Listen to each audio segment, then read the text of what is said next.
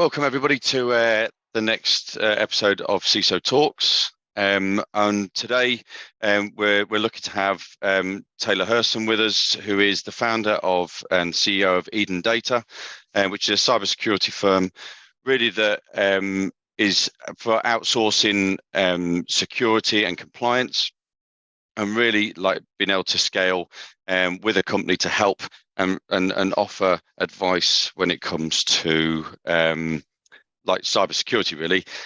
And so welcome, Taylor. Hey, thank you so much for having me, Kieran. I'm excited to be here. No, absolute pleasure. No, it's great to have you.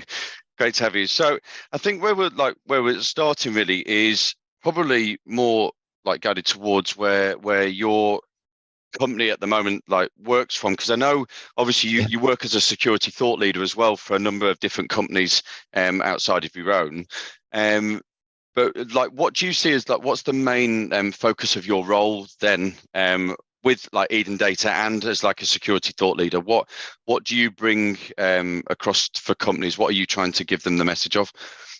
Yeah, absolutely. So to put it quite succinctly, the problem we're trying to solve is that you've got all these wonderful companies of all shapes and sizes around the world. It's easier than ever to start a company. We've got a tremendous amount of startups that turn into scale ups and become very successful. But along that journey, they desperately need help with security, compliance, data privacy. And oftentimes they either haven't budgeted for it, they don't have the budget for it, or they don't really know where to invest their dollars in order to solve for that problem. And so we built essentially a security team on subscription. We say, rather than you having to go hire a CISO, compliance officer, security analyst, SOC center, like all these different components, why don't you just hire us instead? And we will take over on building and maintaining your security program. So we do all sorts of things, but we work heavily in the startup community with cloud-based organizations all over the world. And we help take over things like, let's get you ready for SOC 2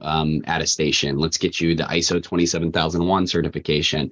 Let's build a fundamental security controls framework so that you can at least start implementing great, robust security across your organization. That's really what we focus on. It's been cool because the service has been able to be very scalable, meaning that as these startups are growing, we grow with them. Sometimes our roles change, sometimes they simply expand. But the idea is to be able to solve the problems that they're getting hit with that fall in those security and compliance buckets. Okay. No, that's.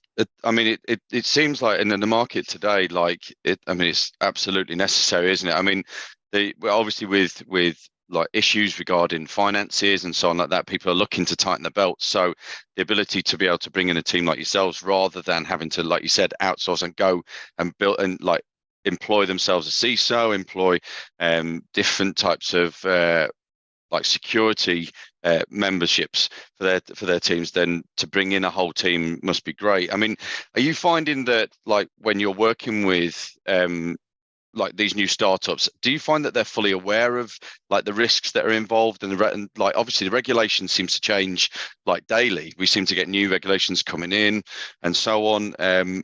Do you find that they are keeping up with that, or is this something you're having to educate as well at the same time as working with them? Are you having to educate them up to that standard? Solid question. That's actually a big part of what we are doing, because these startups, for example, are not keeping up with this at all. They have no idea where to shine their flashlight. They have no idea where to look, what to research.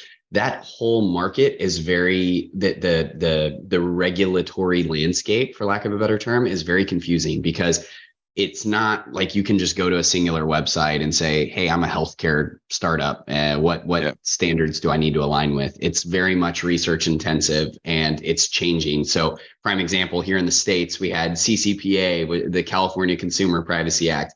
That was a complete and utter failure. They released it, they enforced it, they failed, they had to pull it back, they had to redo it. Now it's the CPRA. That's like one prime example of this is confusing as heck.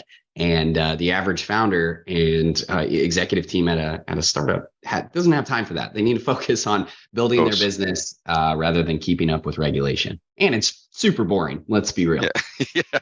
I was going to say it's not. It's nighttime reading, isn't it? That helps with the insomniacs of the world, I think.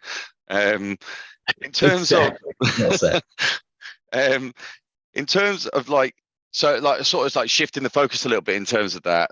Obviously, like you said, they struggle to fully understand because, as you know, that they're obviously setting up their businesses. They don't need to be focusing on all this regulation and so on. But in the same time, they absolutely do. Do you feel that sometimes they're turning with the rise of automation? Do you believe that they're turning towards that? And bringing in more tech to try and solve those issues, rather than actually, I don't think there's a replacement for a human being. I think sometimes they need that idea, and in terms of like that human interaction and that human focus. But do you feel that they're turning too quickly to the automated side as well with the tech, or is that not something you're seeing at the moment? Oh, I'm seeing a ton of that. You're addressing Really? a huge problem right now, which is, Hmm. and it's not even really the company's faults to a degree. It's these darn vendors that are convincing the world that they can do everything. So security, Yeah. quite simply, is built of people, processes, technology, as you already know. No matter how Hmm. much you jump into technology, no matter how well ChatGPT becomes and robots running around the world, like we still need the soft skills related to maintaining security. So there's got to be a strategy element to it. There's got to be the ability to build a culture of security, practice empathy with people that don't want to align with security. Like there's all these components that can't be recreated by technology. And unfortunately, you're starting to see like the compliance automation world is just taking off. There are so many, sometimes they're called GRC tools, sometimes they're called compliance automation platforms, but there's a lot of them that are putting out things like we can get you SOC 2 ready in weeks, not months. You know who you are if you're listening to this recording. And it makes it sound like, oh my gosh, I just go sign up for this tool and I'm suddenly SOC 2 compliant.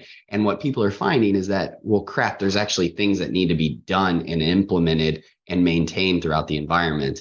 And so there are a lot of, we actually get quite a few dissatisfied customers who went and paid for one of those platforms and then Hmm. realized I need someone to drive this Ferrari I just paid for.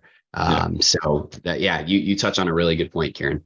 Yeah. That we're seeing it as well. Like with Lepide, like the more and more people are coming forward saying that they've bought into something and then realize actually it's not going to do everything that they thought it was going to, or if it is, it's not going to do it in any way, shape, or form the detail that they need. And like you said, with the human touch.